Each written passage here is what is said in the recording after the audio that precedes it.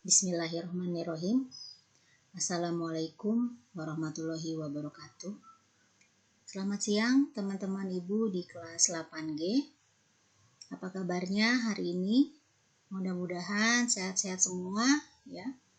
Bisa menyimak materi recording di pertemuan yang ketiga ini ya. Di pertemuan yang ketiga, Ibu akan membahas mengenai perencanaan sumber daya manusia, di mana di dalam materi perencanaan sumber daya manusia ini Ibu membagi ke dalam dua pertemuan, di mana pertemuan pertama ini 5 sub-pokok bahasan yang akan Ibu kemukakan. Pertama adalah mengenai pengertian dari perencanaan sumber daya manusia itu sendiri. Kedua, mengenai manfaat dari perencanaan SDM. Ketiga, apa tujuannya dilakukan perencanaan SDM. Keempat, bagaimana langkah-langkah perencanaan SDM. Kelima, bagian E, apa tantangan di dalam perencanaan SDM. Baiklah, kita masuk ke sub-pokok bahasan yang pertama, pengertian dari perencanaan SDM. Sebelum Ibu mengemukakan apa arti perencanaan SDM dari 3 pendapat ahli yang diambil dari buku Profesor Dr. Faisal Rifai dan kawan-kawan, Ibu akan memberikan ilustrasi sedikit mengenai case dari perencanaan sumber daya manusia. Dulu pernah Ibu terlibat dalam proses rekrutmen seleksi. Kebetulan karena ada satu posisi di kantor Ibu, kebetulan waktu itu di kantor lama di bank ya, ada posisi marketing yang kosong, di mana di bank itu posisi marketing adalah satu posisi yang turnover-nya cukup tinggi ya, karena memang jenjang karir juga untuk posisi ini ya cukup bagus untuk next levelnya ya. Jadi dari kantor pusat HRD waktu itu kebetulan kantornya di Jakarta, beberapa kantor yang mengalami kekosongan atas posisi tersebut dilakukan pemanggilan, dilibatkan langsung dalam proses interview ya, rekrutmen secara tertulis, kualifikasi, latar belakang pendidikan dan sebagainya sudah dilakukan oleh HRD. Kami dilibatkan dalam proses interview. Kebetulan waktu itu juga ada beberapa kandidat dari wilayah Tangerang ya. Dari segi pendidikan kemudian juga ada yang fresh graduate baru lulus, atau juga ada yang next level sebelumnya dia di operasional, di CS atau di teller. Ya, setelah dilakukan wawancara, interview, mengalir begitu, seperti ngobrol, tapi sebenarnya kami ada poin-poin tertentu yang ingin mendapatkan jawaban yang pas ya, sesuai dengan job desk yang akan nanti diemban di bagian tersebut, di bagian marketing ya, yang kami maksudkan. Ternyata setelah interview mengalir ya, dari beberapa yang kami temuin, belum ada satupun kandidat yang menurut kami rasa cocok di posisi tersebut. Agak kecewa sebenarnya, tapi ya setelah kami juga diskusi dengan tim ya, tidak harus ya kami memaksakan bahwa ketika kandidat tersebut tidak cocok, belum sesuai dengan kriteria yang kami harapkan, ya harus dipaksakan ya. Jadi akhirnya kami pun harus merelakan bahwa di posisi tersebut sementara waktu akan kosong, yang akhirnya dampaknya ya, karena perusahaan ini berjalan, sudah ada target yang ditetapkan oleh manajemen, tentu ada beban kerja terhadap posisi tersebut, terutama ada kewajiban terhadap customer existing kami, yang akhirnya tugas tersebut harus kami yang melakukan dari tim yang ada ya. Jadi akhirnya kan ya tumpang tindih tugas, tidak baik, tentu tidak efektif, tidak efisien, ya bisa juga menyebabkan penurunan produktivitas ya teman-teman. Nah, poinnya ya, bukan juga perusahaan kami tidak melakukan, perusahaan waktu itu tidak melakukan perencanaan SDM ini ya secara kontinu ya. Kami sebagai perusahaan yang besar sudah lebih dari 50 tahun berdiri, tentu bagian HRD pusat kami ya pembinaan proses rekrutmen dan seleksi ini dari tahun ke tahun selalu dilakukan perbaikan ya. Kemudian juga banyak sekali progres-progres yang menarik dalam pembinaan, pelatihan, dan pengembangan. Nah, tapi di satu sisi juga kami dihadapkan ketidakpastian pasar itu, calon-calon SDM yang kami rekrut ya. Jadi inilah salah satu kendala. Ya, walaupun kami sudah merencanakan perencanaan SDM ini sebaik mungkin, ternyata market di pasar, market yang ada di lapangan kurang lebih seperti itu harapannya ya. Nah, apalagi ya jika perusahaan-perusahaan ini belum melakukan proses perencanaan ini dengan baik ya. Mungkin saat ini ya tidak menyadari ya. Tapi next ke depan ya, ketika benar-benar mendesak ya, akhirnya ya terjadilah kekosongan itu ya. Nah, ini bahaya ya teman-teman, yaitu tadi jadi berpengaruh terhadap tadi produktivitas, efektivitas ya perusahaan untuk yang ke depan ya. Jadi kalau perusahaan nih ya tanpa didukung ya oleh karyawan yang sesuai ya dari segi kuantitatif, kualitatif, strategi ya, operasional ataupun fungsional ya, terancam lebih ya bisa bermasalah untuk kedepannya, untuk mempertahankan keberadaannya, ya bagaimana bisa mengembangkannya atau bahkan memajukannya di masa depan ya. Jadi itulah salah satu gambaran ya, bagaimana perencanaan SDM ini berjalan di satu perusahaan ya. Ketika dihadapkan kepada market yang ada, nah bagaimana ya hal ini bisa diantisipasi oleh perusahaan atau organisasi ya. Mudah-mudahan bisa membantu untuk next pembahasan selanjutnya. Kita akan mengambil studi case di perusahaan organisasi ini ya. Kita lanjutkan ya teman-teman ke dalam pembahasan perencanaan SDM tadi. Ini perencanaan SDM, 3 pendapat ahli. Pertama, ya, dikemukakan bahwa suatu perencanaan SDM adalah suatu usaha untuk mengantisipasi perubahan lingkungan bisnis dan permintaan dari suatu organisasi di masa yang akan datang, dan untuk mempersiapkan para karyawan agar dapat memenuhi kepuasan bisnis dari permintaan tersebut. Ini pendapat dari Wayne F. Cascio. Kemudian yang kedua dari William F. Glux. Suatu proses di mana manajemen menentukan bagaimana organisasi seharusnya dapat berubah dari posisi yang tetap menjadi posisi yang diinginkan.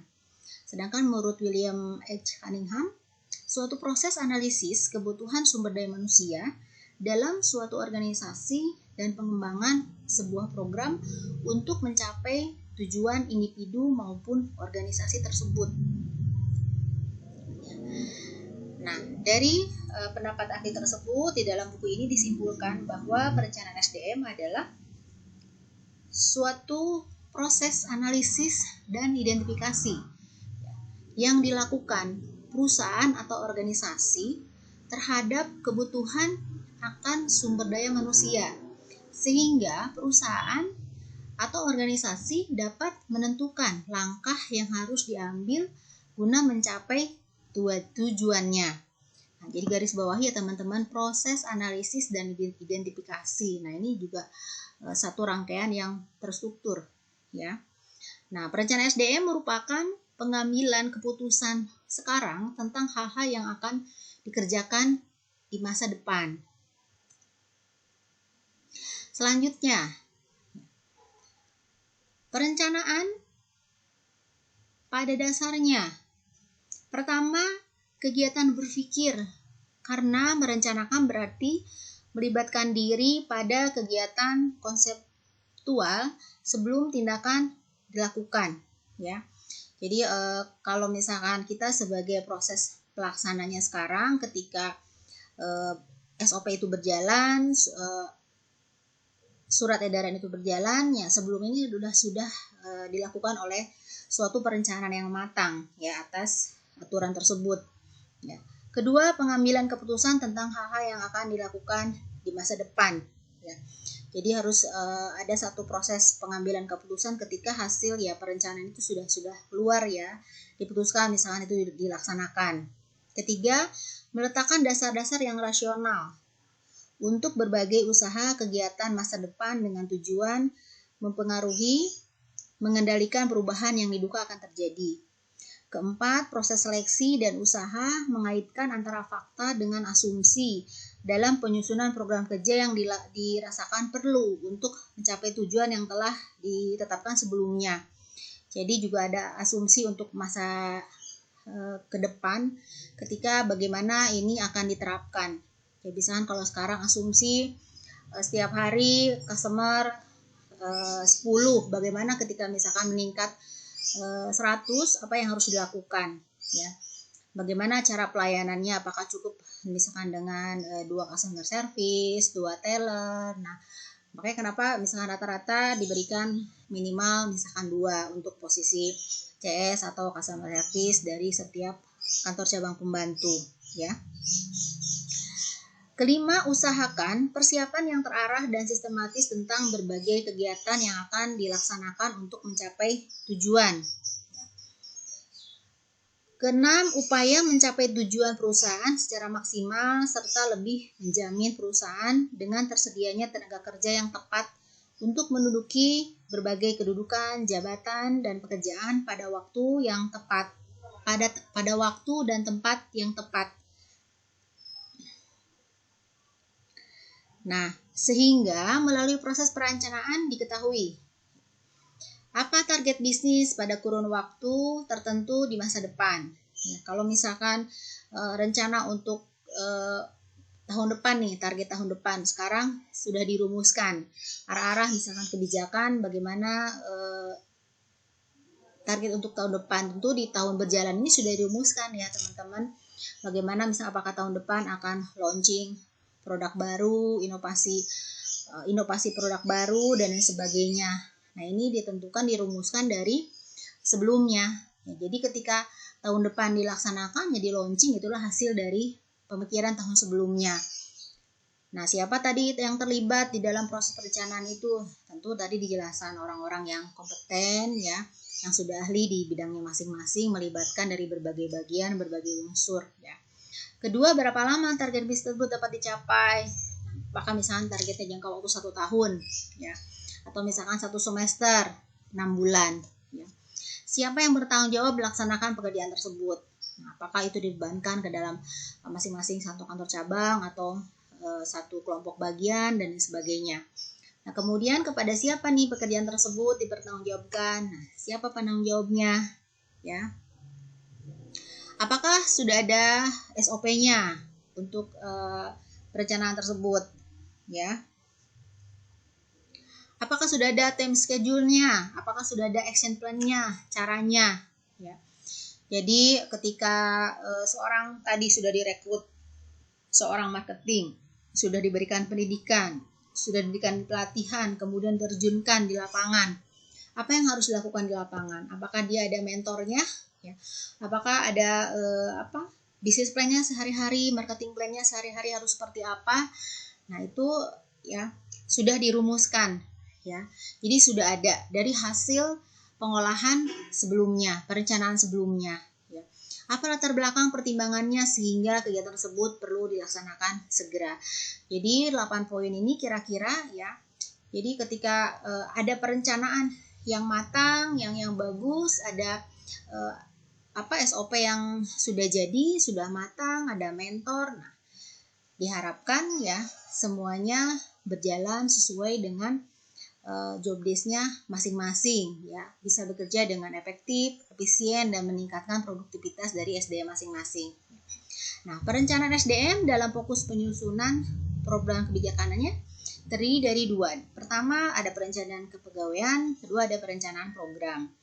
Ya, perencanaan kepegawaian, employment planning adalah menentukan kualifikasi SDM yang dibutuhkan perusahaan, baik dalam jangka pendek, menengah, atau jangka panjang, termasuk di dalamnya jumlah SDM yang dibutuhkan untuk tercapainya tujuan perusahaan. Kedua adalah perencanaan program planning, menyangkut pemilihan alat SDM yang paling efektif, yang terpusat pada kelebihan ataupun kekurangan SDM, mencakup pengkoordinasian program-program guna memenuhi rencana SDM dalam bidang kegiatan yang berbeda. Nah, bagaimana? Apakah ada kriteria perencanaan SDM yang baik? Di sini ada 4. Pertama, berkaitan langsung dengan tujuan yang hendak dicapai perusahaan. Karena pada dasarnya sasaran perusahaan adalah mencapai tujuan yang telah ditetapkan. Kedua, perencanaan untuk mencapai tujuan yang akan datang. Ketiganya, perencanaan selalu meliputi putusan tentang kegiatan atau tindakan yang akan dilakukan. Keempat, perencanaan yang memiliki perhitungan yang akurat, teruji, fleksibel, dapat dipertanggungjawabkan. Secara periode dapat dievaluasi untuk kemungkinan dilakukan penyesuaian bila diperlukan dengan kebutuhan perusahaan.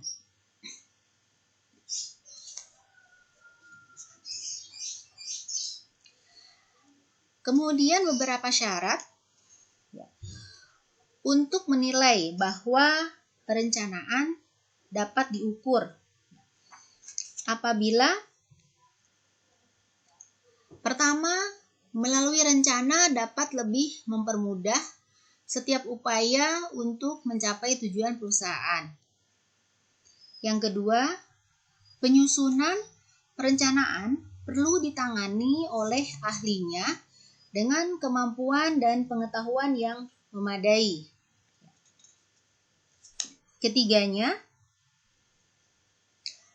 penyusunan perencanaan harus dilaksanakan oleh mereka yang ahli dan berpengalaman di bidangnya.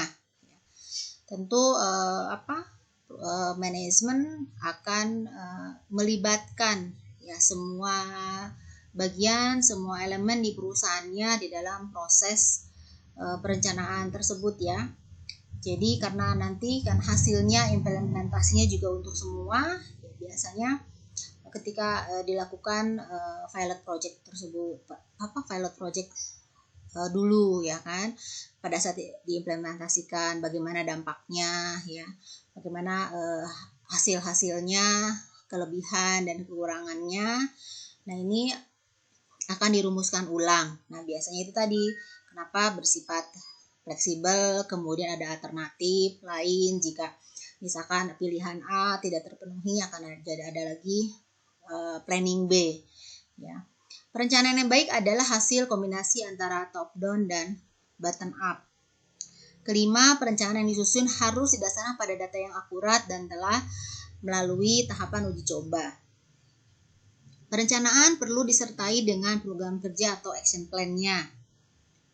Ketujuh, perencanaan perlu secara jelas menggambarkan skala prioritas. 8. Perencanaan disusun dengan cara dan bahasa yang sederhana sehingga akan memudahkan dalam pelaksanaan, walaupun bagi mereka yang tidak terlibat dalam penyusunan perencanaannya. Kemudian yang ke-9, perencanaan yang baik adalah yang fleksibel, sehingga sebagai antisipasi atas perubahan kebijakan pemerintah dan kondisi yang tidak menentu.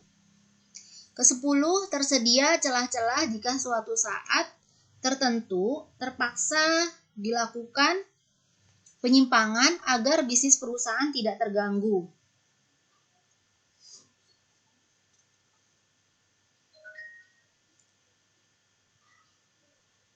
Kemudian yang ke-11, dalam penyusunan hendaknya telah diperhitungkan kemungkinan faktor-faktor ketidakpastian.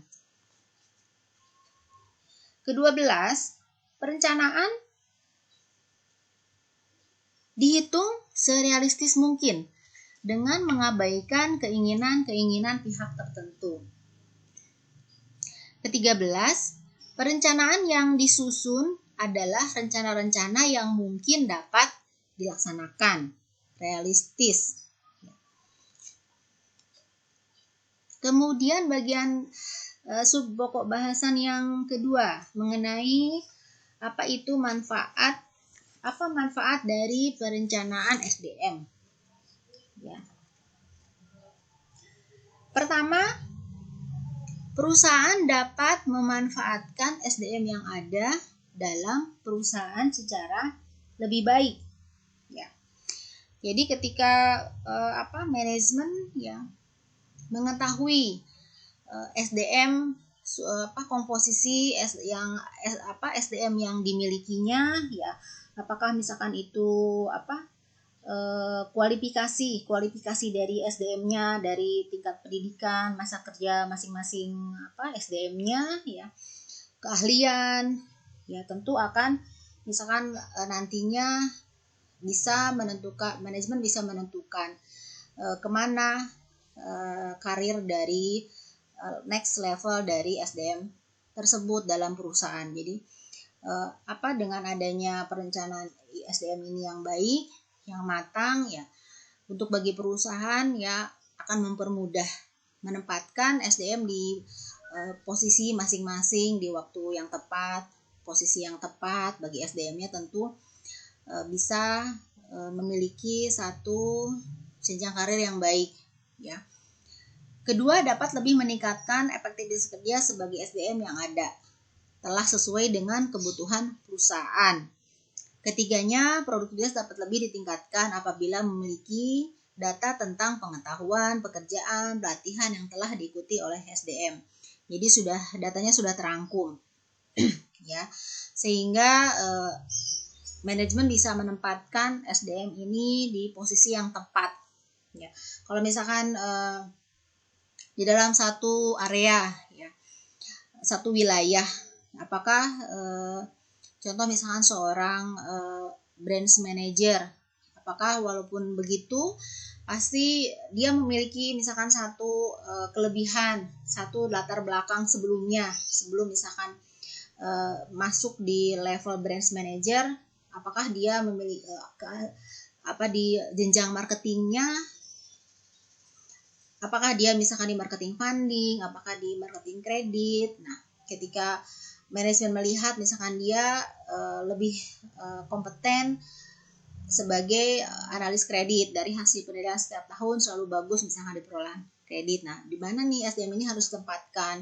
Dia akan memetakan wilayah, misalkan wilayah mana di situ yang progres kreditnya lebih baik. Nah, jadi pemetaan SDM dengan wilayah, demografi setempat, ya di mana kantor berada. Nah, itu juga penting. Akhirnya nanti akan meningkatkan produktivitas dari SDM tersebut. Dia bisa menyesuaikan diri dengan lingkungannya lebih baik, ya, daripada misalkan dia berada di tempat di wilayah di mana misalkan orang-orang biasa saving atau misalkan bergerak di bursa saham atau senang main di reksadana atau di obligasi, ya kan.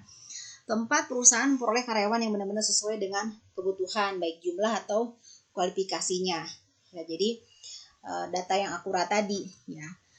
Jadi bisa melihat secara keseluruhan profil dari SDM itu, dari SDM-nya setiap di bank data SDM-nya lengkap.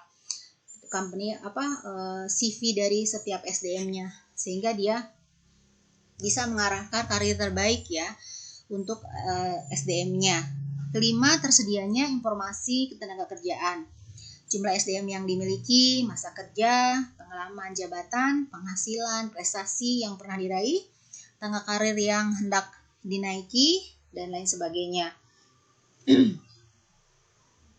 Yang keenam, adanya hasil penelitian terdahulu dalam memahami situasi pasar kerja. Jadi rencana disusun, ya, disesuaikan dengan situasi pasar kerja tersebut. Ya, itulah manfaat Yang keenam, nah sekarang yang ketujuh, rencana SDM merupakan dasar bagi penyusunan program kerja bagi satuan kerja yang menangani SDM dalam perusahaan, pengadaan karyawan baru. Nah, contoh misalkan dari SDM lama ya bisa memetakan posisi ya sesuai dengan target perusahaan masing-masing ya, di mana wilayah itu misalkan punya base customer-nya bagus, misalkan apakah di funding, apakah di kredit. Nah, kemudian apakah sudah ada SDM internalnya yang kompeten ya untuk menduduki kantor di wilayah tersebut. Atau misalkan kalau tidak, nah bagaimana SDM kantor pusat ya, bagian HRD bisa rekrut dari luar ya. Jadi program-programnya apakah misalkan di satu wilayah itu, di mana wilayah mana yang kuat di fundingnya, wilayah mana yang kuat di kreditnya, sehingga secara keseluruhan per area, misalkan wilayah satu bagian barat, nah secara komposisi ya akhirnya seimbang, walaupun misalkan di area kecilnya kekuatannya macam-macam ya, berbeda-beda maksudnya. Kemudian yang ke-8, mengetahui pasar tenaga kerja. Jadi untuk mencari calon-calon SDM yang potensial ya. Jadi manajemen juga HRD ya bisa turun mencari informasi calon-calon SDM potensial ini dari berbagai sumber ya, apakah dari internal, apakah dari eksternal, perekrutan ya, melalui media informasi, melalui media online ya, atau misalkan dari referensi dari orang-orang dalam ya, dari karyawan dalam ya. Kemudian yang ke-9, mampu meningkatkan efektivitas dan efisiensi pendaya gunaan SDM. Pengaturan kembali atau penempatan ulang, rotasi, mutasi ya, untuk penyegaran. Tadi untuk terkadang kalau sudah jenuh ya bisa juga menurunkan produktivitas ya. Tapi ketika misalkan setiap itu juga, kalau di bank ada ketentuan di Bank Indonesia 2 atau 3 tahun memang harus mutasi, harus rotasi, jadi nggak boleh di tempat yang sama ya. Salah satunya juga untuk penyegaran itu juga teman-teman ya, baik untuk pengembangan pribadi juga ya. Ke-10-nya, meningkatkan kecermatan dan penghematan pembiayaan dan tenaga dalam melaksanakan rekrutmen dan seleksi ya. Jadi setiap tahun karena sudah sering melakukan rekrutmen, seleksi, juga sudah tahu ya bagaimana alurnya ya, proses itu dilakukan ya, bisa lebih efektif ya, lebih cermat terhadap biaya anggaran, juga lebih selektif, lebih hemat lagi ya. Ke-11, mendorong perilaku proaktif dan tidak reaktif ya, responsif terhadap dinamika perkembangan bisnis. Jadi SDM diharapkan dengan perencanaan ini ya, setiap ada perubahan kebijakan mungkin dari manajemen ya, dengan terencana dengan baik ya, SDM bisa menyesuaikan, bisa mengikuti ya, apa yang menjadi visi misi ya organisasi ke depan ya. Ke-12, memastikan terpenuhinya kebutuhan SDM yang kompeten ya. Penempatan pegawai yang kompeten dan tepat pada posisinya. Ke-13, mendorong terbangunnya sistem informasi SDM yang handal dan akurat, optimal dalam pendayagunaan kinerja organisasi. Ke-14, sebagai acuan dalam menyusun program pengembangan SDM atau permintaan pemakai dari SDM. Nah, salah satunya 14 manfaat dari perencanaan SDM. Jadi keuntungan, banyak sekali keuntungan oleh SDM ya, oleh SDM itu sendiri ya, di mana ya dia bisa ya mengembangkan karirnya lebih baik di perusahaan-perusahaan yang memiliki perencanaan SDM yang baik.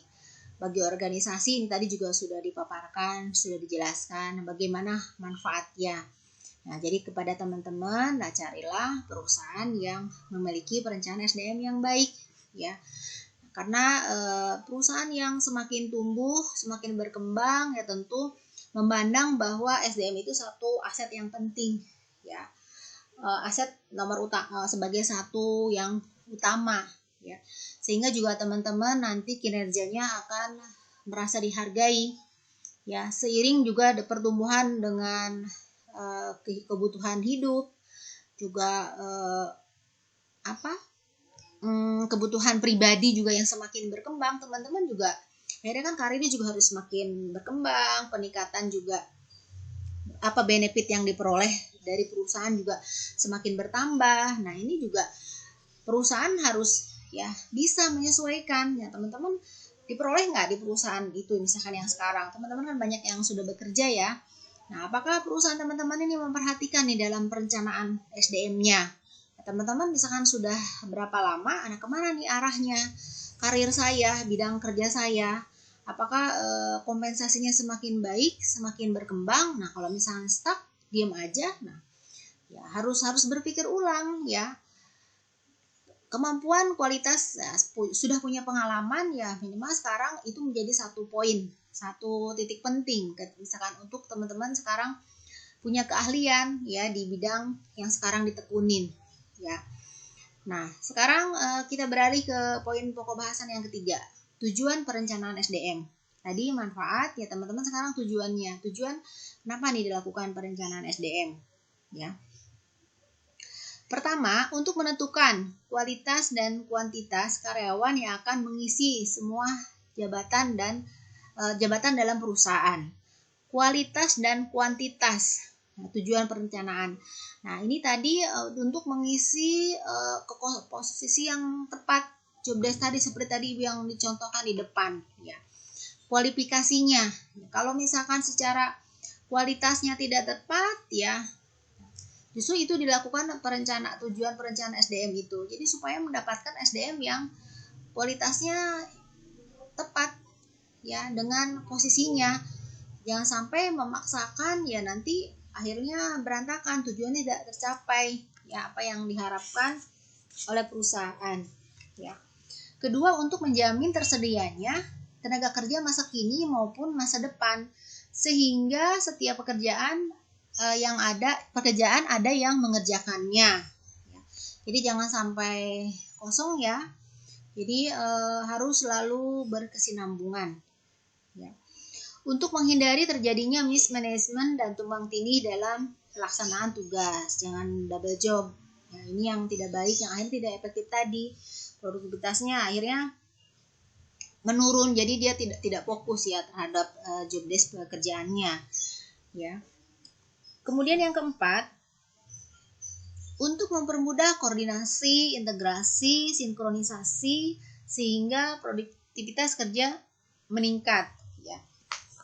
Jadi dalam perencanaan ini udah jelas, ya, garis-garisnya kemana dia secara terstruktur, bagiannya siapa di atasan dia, bagaimana struktur. Kalau misalnya jadi semuanya sudah terprogram, termasuk nanti sudah tahu nih arah jalur misalkan untuk penilaiannya, ya, baik secara individu maupun secara kelompok, ya.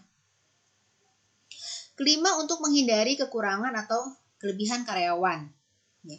Jadi yang di sini kebanyakan, di sini kurang. Nah, tapi dengan dilakukan perencanaan ini, ya tujuannya untuk pas, tapi cadangan ada gitu ketika misalkan diperlukan, ya.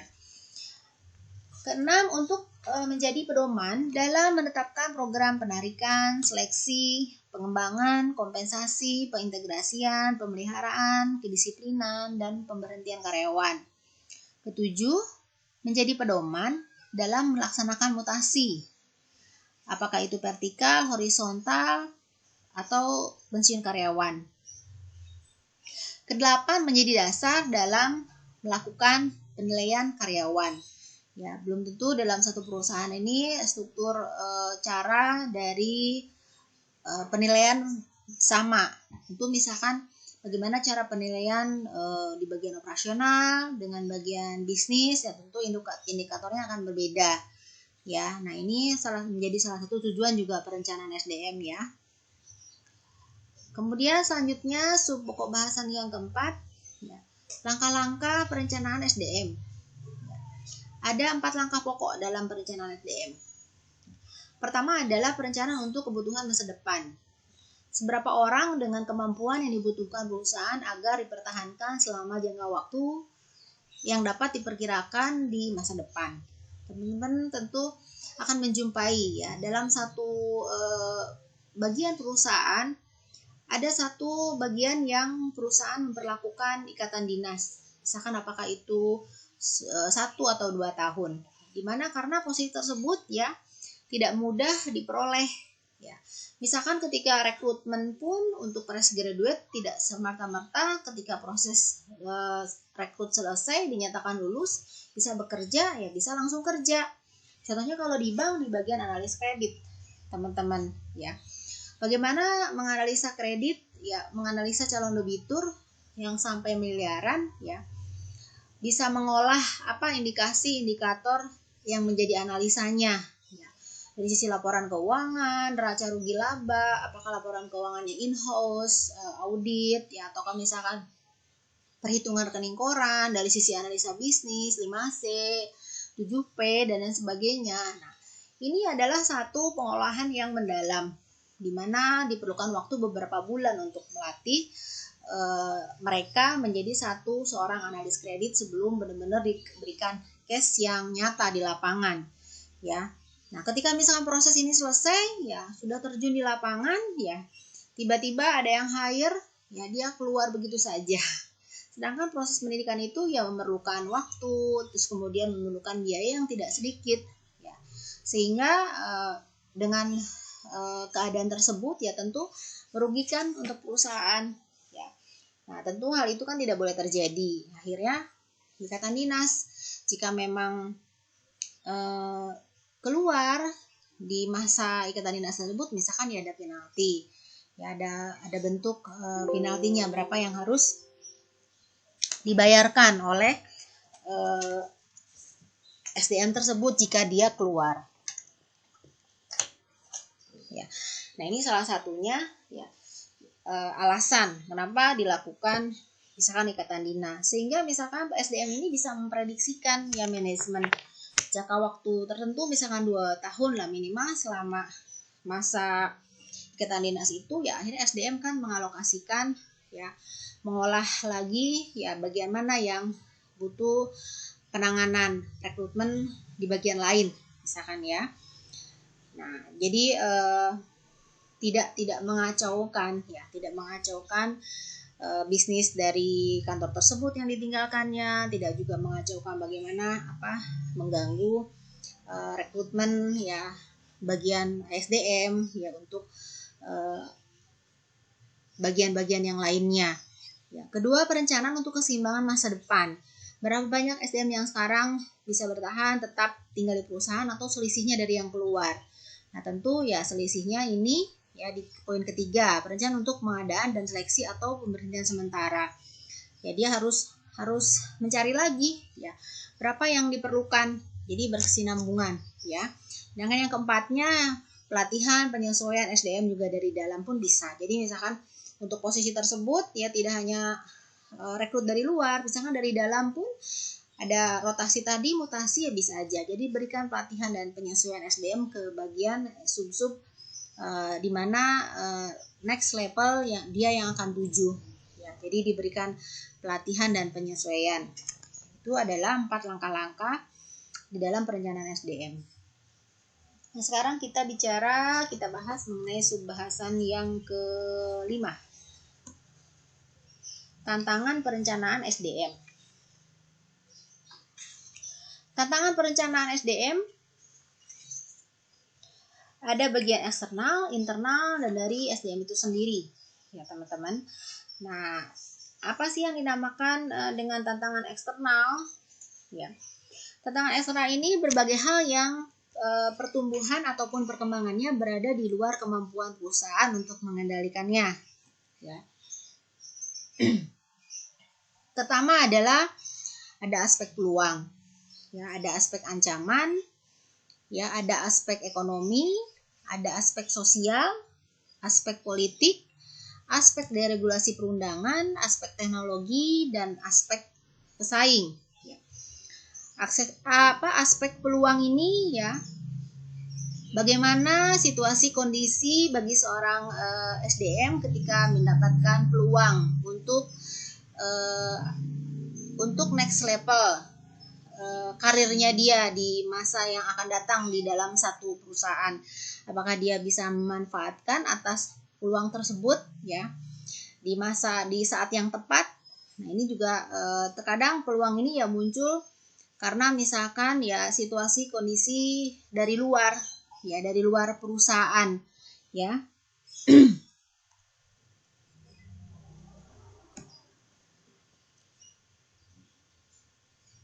Kemudian yang kedua, aspek ancaman. Bagaimana halnya dengan tadi yang peluang, jadi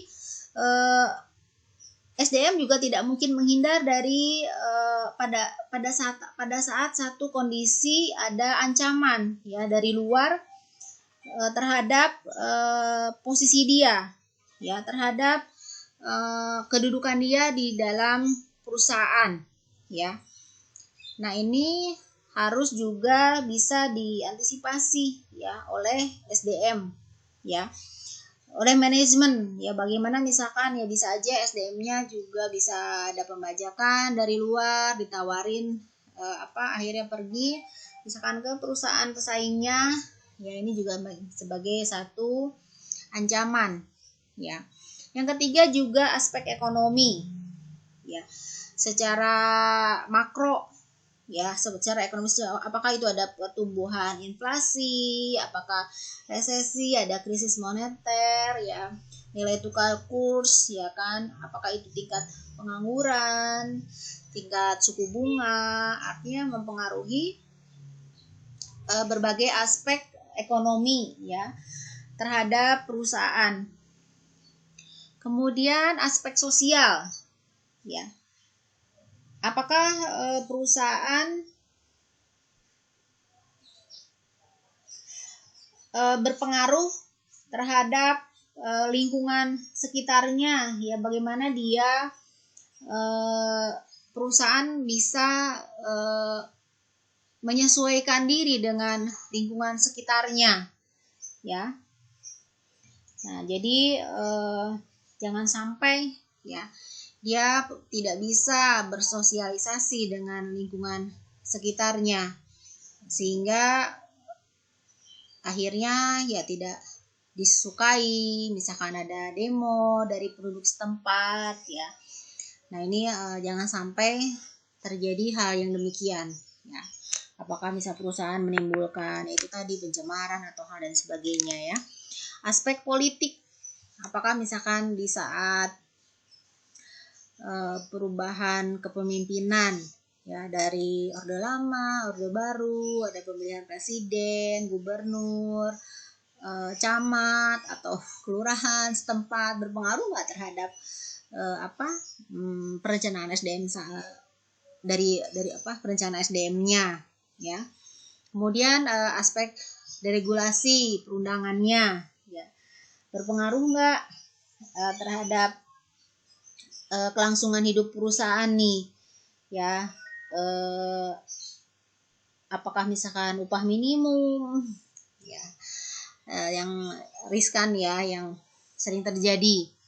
Kemudian aspek teknologinya, apakah dengan aspek teknologi ini, ya, akhirnya bisa mengurangi jumlah SDM, jumlah karyawan, ya. Kalau misalkan dulu secara manual, sekarang bisa dilakukan misalkan secara, apalagi sekarang kalau misalkan ada bisa robot yang mengerjakannya. Nah, bagaimana ini pengaruhnya, dampaknya. Kemudian aspek pesaing, ya. Sekarang di era globalisasi ini, ya, harus, ya, cepat beradaptasi, ya. Bisa bersaing, bisa memiliki market sendiri, ya. Bagaimana, ya, dia bisa, ya bertahan terus kemudian bisa berkembang, ya, bisa diperhitungkan di industri yang sama. Kemudian tantangan secara internal, yaitu suatu kondisi ataupun rintangan, halangan yang bersumber dari dalam perusahaan dan dalam jangkauan manajemen untuk mengatasinya, ya. Ada faktor kekuatan, ya. Apakah dengan kekuatan ini dia memiliki komposisi SDM yang sesuai keahliannya, misalkan, ya, sesuai pendidikannya, apakah sesuai dengan prestasinya, ya. Sehingga efektivitas dan produktivitas kerja per individunya kelihatan. Atau kelemahannya, dia banyak memiliki SDM misalkan yang tidak sesuai dengan kebutuhan perusahaannya, ya, komposisi SDM-nya yang kurang sesuai, kualitas SDM-nya juga yang kemudian yang kurang juga, ya. Kemudian SDM yang kurang bisa beradaptasi misalkan dengan sekarang era globalisasi ke depan. Nah, ini juga satu tantangan internal di dalam, ya, yang harus ditingkatkan oleh manajemen, ya. Rencana anggaran dan rencana kerja. Nah, ini juga ya, tentunya satu tantangan juga untuk manajemen. Bagaimana dia bisa mengembangkan rencana kerja yang baik, yang sesuai target perusahaan, ya, dengan anggaran yang sesuai, ya. Misalkan, ya, tidak over, ya, ataupun tidak minus maksudnya, ya. Kemudian pengembangan usaha. Ya, bagaimana usahanya bisa inovatif, bisa kreatif, bisa banyak turunan produknya, ya, sehingga yaitu tadi bisa menambah customer lebih banyak, ya, bisa mendapatkan customer baru. Nah, ini dalam pengembangan usahanya. Kemudian juga pengembangan perusahaan, bagaimana perusahaan bisa berkembang, apakah misalkan selama ini kalau perusahaan ya ekspansi misalkan dari holding ke anak-anak perusahaannya.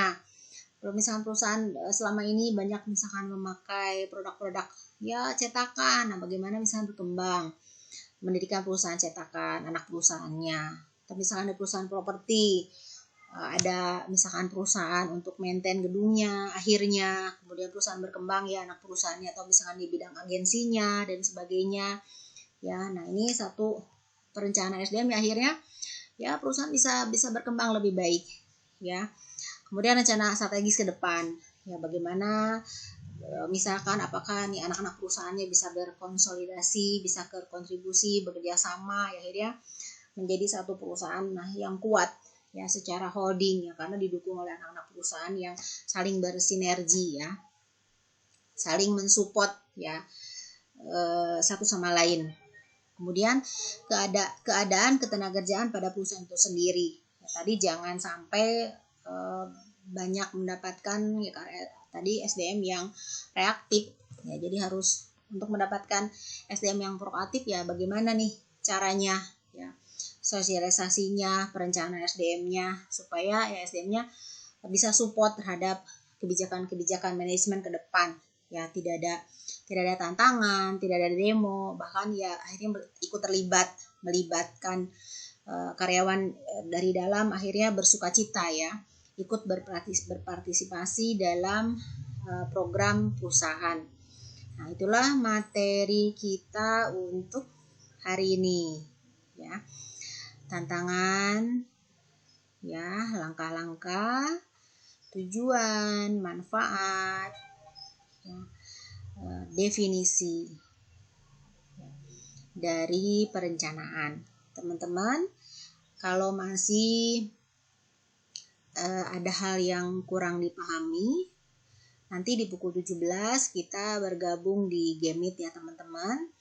Silahkan mendengarkan recording ini berulang-ulang, karena tugas kuis sekarang Ibu tidak akan isi di Spada, karena selalu banyak keluhan, ya, bagaimana bisa masuk ke SPADA itu, ya. Jadi di pertemuan yang ketiga Ibu ada review lagi bahwa tugas kuis rutin setiap pertemuan teman-teman silahkan isi di kolom komentar, ya. Apa kesimpulan yang teman-teman bisa simpulkan dari materi yang Ibu sampaikan. Dari ini ada 5 sub pokok bahasan. Ya, maksimal 200 kata. Ya. Teman-teman juga bisa mengaplikasikannya kepada terhadap penilaian terhadap perusahaan yang teman-teman sekarang bagi yang sudah bekerja. Jadi silahkan. Jadi materi yang Ibu sampaikan ini teman-teman apakah bisa ditarik garis kesimpulannya terhadap perusahaan yang saya kerja sekarang ini, ya. Nah, silahkan di kolom komentarnya diisi, ya, nama, NPK, dan kesimpulannya. Jadi untuk tugas Ibu tidak akan isi di SPADA lagi. Nah, diharapkan di 1 jam sesi recording ini pukul 16 sampai 17 silakan teman-teman bisa mendengarkan 1-2 kali ataupun lebih Ibu akan share di sebelum jam itu, ya. Nah, nanti pada saat pukul 17, ya, kita fokus di tanya jawab. Ya, Ibu sudah pegang data teman-teman berdasarkan kemarin di pertemuan ke-1, ya, yang sudah bekerja bagian apa, berapa lama. Nah, kalau teman-teman nggak bertanya, baiknya Ibu yang bertanya, ya. Nah, pengisian kuis Ibu batasin sesuai jam pembelajaran kita. Pukul 16 sampai pukul 18.30. Ya, di luar itu Ibu tidak akan hitung sebagai nilai, ya. Karena di 3 SKS ini, ya, kita fokus, ya teman-teman, bahwa itulah waktunya pembelajaran kita. Teman-teman silakan memanfaatkannya dengan sebaik mungkin, ya. Terima kasih. Sampai jumpa teman-teman di Game Meet nanti pukul 17. Assalamualaikum warahmatullahi wabarakatuh.